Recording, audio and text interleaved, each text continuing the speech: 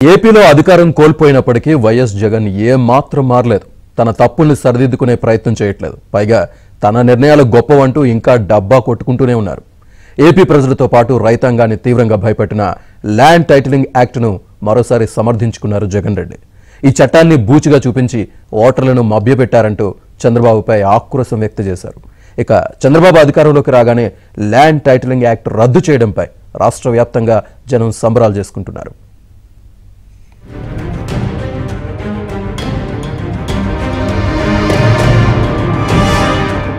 అసెంబ్లీలో ప్రతిపక్ష హోదా కూడా రాకుండా కేవలం 11 ఎమ్మెల్యే సీట్లు ఇచ్చి ప్రజలు పక్కన కూర్చోబెట్టిన వైసీపీ అధినేత జగన్మోహన్ రెడ్డి 2 రోజుల నుంచి ఎమ్మెల్సీలు, ఎమ్మెల్యేలు, ఎంపీలతో సమావేశమవుతున్నారు.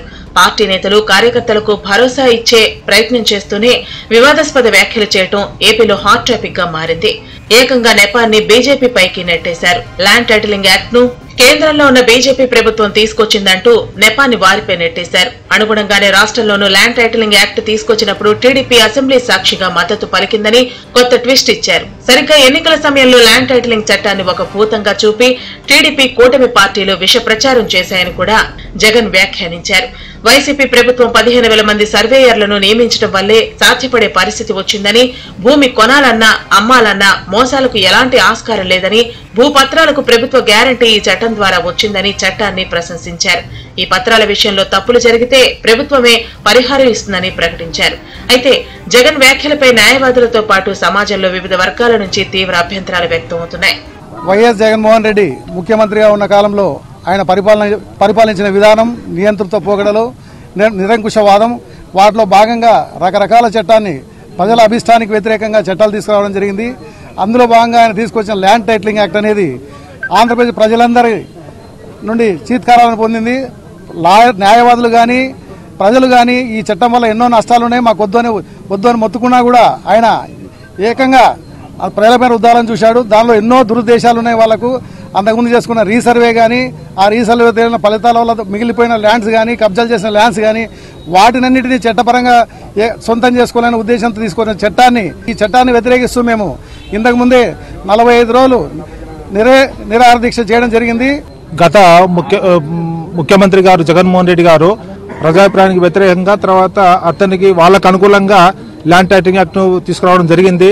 దానికి వ్యతిరేకంగా కర్నూలు న్యాయవాదులు మొట్టమొదటిసారిగా స్పందించడం జరిగింది. చంద్రబాబు నాయుడు గారు ప్రతిపక్షంలో ఉన్నప్పుడు ముఖ్యమంత్రి అయిన వెంటనే ఇమీడియట్ గా నేను రద్దు చేస్తానని చెప్పి హామీ ఇచ్చారు. ఆ వాగ్దానం మేరకు ముఖ్యమంత్రిగా ప్రమాణ స్వీకారం చేసిన తర్వాత 2వ సంతకం చేయడం జరిగింది. అందువల్ల కర్నూలు న్యాయవాదుల తరపున మేము అందరం అభినందన తెలియజేసుకుంటున్నాము. తాజాగా ల్యాండ్ టైటిలింగ్ చట్టాన్ని రద్దు చేయడమే కాకుండా పట్టాదారు పాసు పుస్తకాలపై జగన్ బొమ్మలు లేకుండా చేయాలని టీడీపీ ప్రభుత్వం నిర్ణయించింది. ఈ నిర్ణయంపై న్యాయవాదులతో పాటు పలు వర్గాల ప్రజలు హర్షాతిరేకాలు వ్యక్తం చేయడమే కాకుండా రాష్ట్ర వ్యాప్తంగా అనేక ప్రాంతాల్లో ల్యాండ్ టైటిలింగ్ చట్టం పత్రాల్ని దహనం చేశారు. జగన్ బొమ్మతో ఉన్న రాళ్లను పీకేశారు. ఏపీ ల్యాండ్ టైటిలింగ్ యాక్ట్ సార్వత్రిక ఎన్నికల్లో గేమ్ చేంజర్ గా మారిందని ఒకవైపు అందరూ చెప్తుంటే, జగన్ మళ్లీ ఆ చట్టం మంచిదని ప్రశంసించడంపై అందరూ ఆగ్రహం వ్యక్తం చేస్తున్నారు. జగన్ కు 11 సీట్లు ఇచ్చి పక్కన కూర్చోబెట్టినా ఇంకా ఎందుకు ఆయనలో మార్పు రాలేదని ప్రశ్నిస్తున్నారు.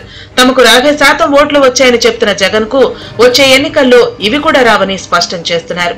ఆయన ఇప్పటికైనా చేసిన తప్పులు తెలుసుకుని ప్రజలు ఇచ్చిన తీర్పును బేరీజు వేసుకుంటూ రాజధాని, పోలవరం, ల్యాండ్ టైటిలింగ్ చట్టం లాంటి అంశాలపై చేసిన పొరపాట్లు ఏంటో తెలుసుకోవాలని కోరుతున్నారు. వైసీపీ కార్యకర్తలు, నేతలకు కనీసం అపాయింట్మెంట్ ఇవ్వకుండా ప్యాలెస్ లో కూర్చున్నారని, అందువల్లే ద్వితీయ శ్రేణి నాయకత్వం ఎన్నికల్లో కాడి కిందేసిందని పలువురు నేతలు గుర్తు చేస్తున్నారు. రాష్ట్రంలో కర్నూలు, విజయవాడ సహా పలు ప్రాంతాల్లో బార్ అసోసియేషన్లతో ల్యాండ్ టైటిలింగ్ చట్టం రద్దుపై హర్షాతిరేకాలు వ్యక్తమయ్యాయి. చంద్రబాబుకు న్యాయవాదులు కృతజ్ఞతలు తెలిపారు.